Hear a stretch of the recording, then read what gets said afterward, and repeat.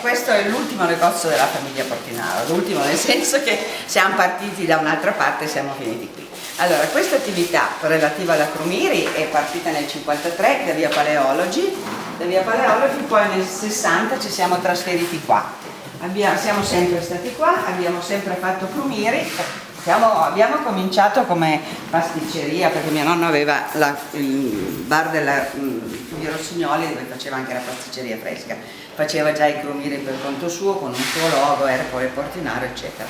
Mio nonno è partito molto presto, noi siamo venuti qua a Casale nel 50 perché da Trino, perché avevamo un bar a Trino in concomitanza con quello del nonno qui a Casale. E a un certo punto abbiamo dovuto sacrificare la pasticceria fresca per fare solo crumiri, perché la richiesta di crumiri era diventata tale che non ci concedeva le due produzioni, anche proprio dal punto di vista logistico, sia per la temperatura dei forni che per lo spazio eccetera.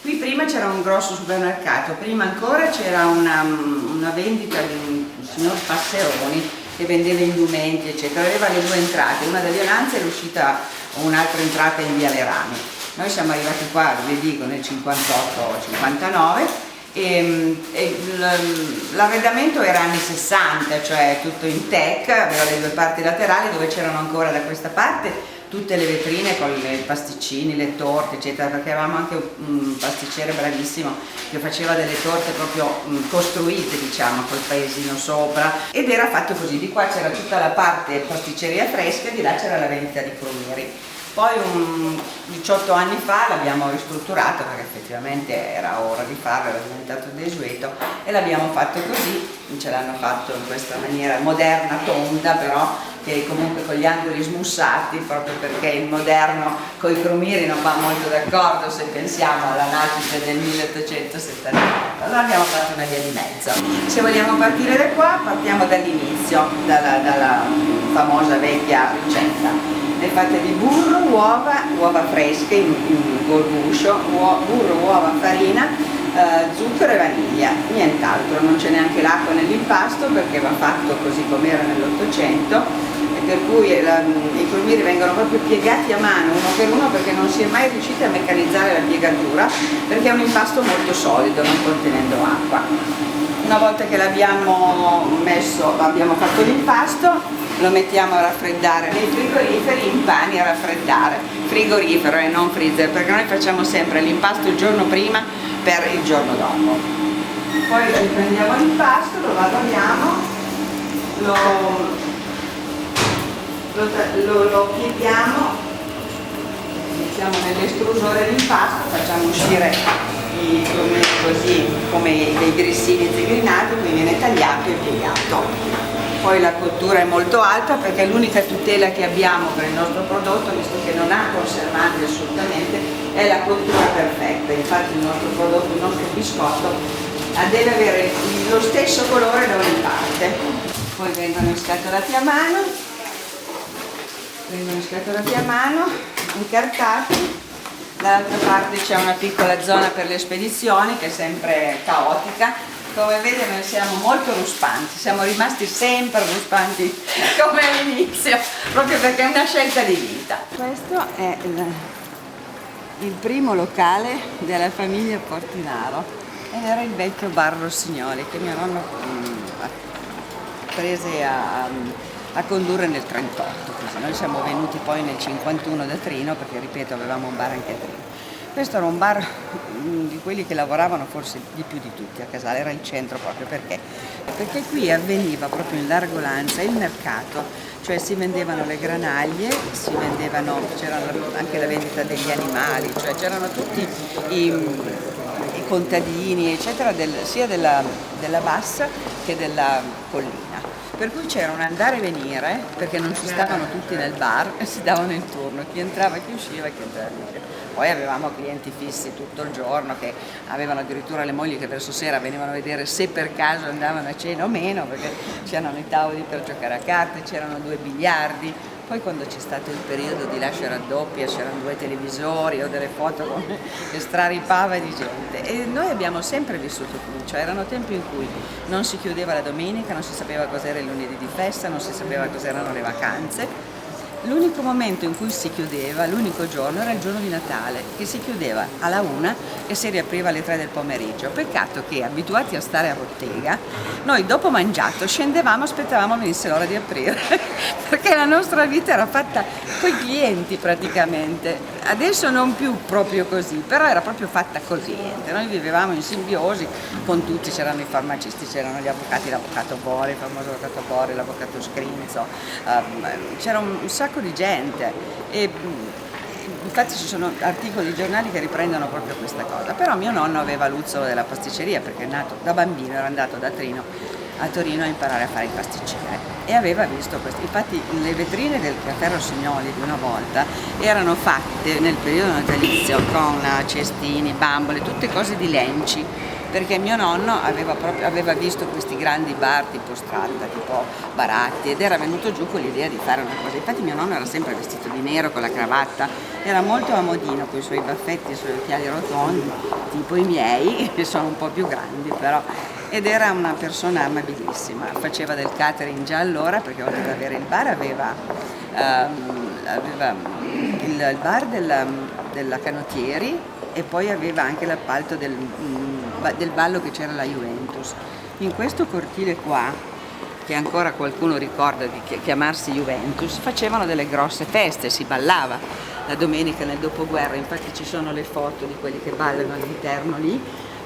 Era tutto ben addobbato con tutte sedie di vimini, era molto decisamente francese, diciamo.